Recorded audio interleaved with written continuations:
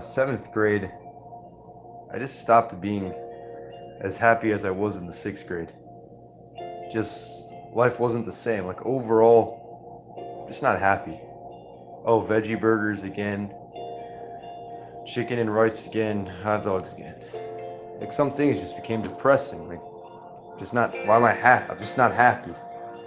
And it's really been that way from the seventh grade and then to the eighth grade. There were some good times. There's some times where you had kosher temporary pleasure, like my eighth grade graduation trip, which was a lot of fun. But overall enjoyment was just much less in my teenage years. And being this unhappy for this time, like, just wasn't living life to the fullest. Right now, I know I'm not living life to the fullest. Like, I know I still gotta improve. I gotta do a lot of things. But back then, it was just much more emptiness. And back then, I didn't know how to fill the void. These days, I at least know how to not feel empty. I feel more in control of my emotions rather than my emotions being in control of me. So in the seventh grade, just unhappy. Eighth grade, not happy. And in the eighth grade, I was in an all-boys school, Roar Middle School. You might know me from that time. And all that time I was there, but a big part of the time, not all the time, but I was just thinking, why do I gotta be in an all-boys school? Why can't I just go to a co-ed school, I'll get the women, and I'll be happy. This is what's gonna make me happy. I'm gonna go there, I'm gonna get the ladies, I'll be happy. Because here, we're just in an all-boys school. Why? Why are we trapped from society, right? That's what the undeveloped mind will tell you. So I made the decision in the ninth grade to go to a boys and girls school. The second I arrived there, already a disappointment. Because originally I thought the school started at 9, but then really it started at 7. But whatever, that's already a big disappointment. At least it ends earlier. But when I was there, I was an unconfident person. I barely talked to the women. And we'll address the ushers after, but I'm just telling you the story. And I was not this confident person. I was in the background. I was this loser, this failure. Like so insecure about myself. So afraid of other people. And being in the all-boys school is simply better. Not even from a heaven and hell perspective. And then I graduated that year with bad grades, no friends, and a big disappointment of a year. And then in the summer, which after that summer I'd be going to the 10th grade, I went to a shiur for the first time, and I heard in that shiur, and the reason I came to the shiur is like I'd get money. You get $15 if you go for an hour. But in that shiur, I heard for the first time the severity of wasting seed. The severity of wasting seed. I always knew it was wrong. I always knew it was bad. But never in my life before that was it just drawn out clearly what's going to happen if you do it.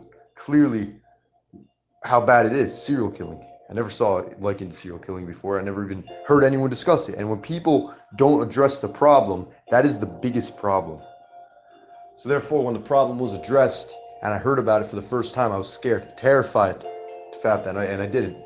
And I fell a few times in the beginning, even after knowing it was bad, but I got up.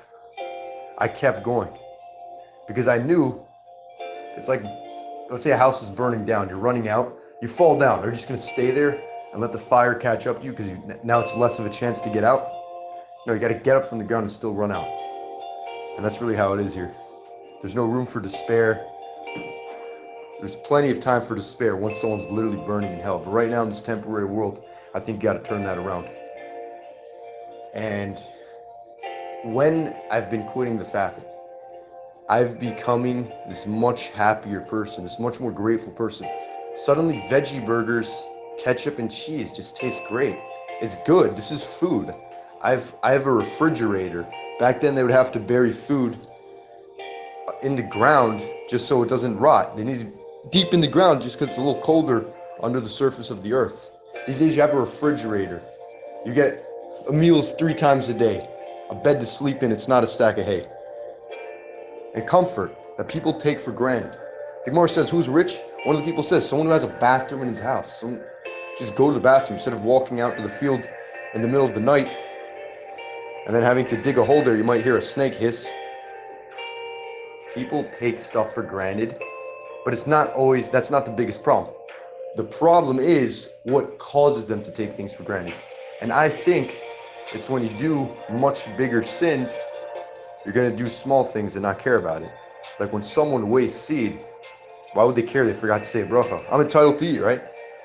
So therefore, if you stop fapping, it might take some time, but you will become a happier person in this world.